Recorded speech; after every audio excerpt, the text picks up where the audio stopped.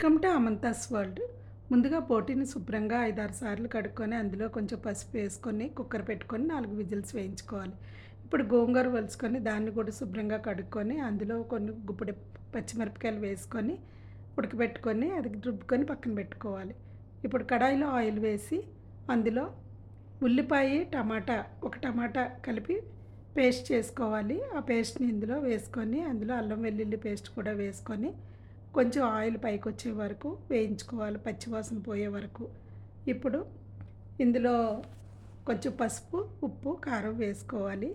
ఇది నా స్టైల్‌లో నేను చేస్తున్నానండి. ఇలా చేసి చూడండి, చాలా బావుంటుంది.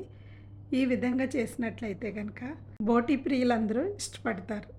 ఇందులోనే కొంచెం గరం మసాలా కూడా యాడ్ చేసుకొని మనం కుక్కర్‌లో ఉడికించుకున్న బోటీని కూడా అందులో వేసుకొని ఫైనల్‌గా గోంగూర వేసుకోవాలండి.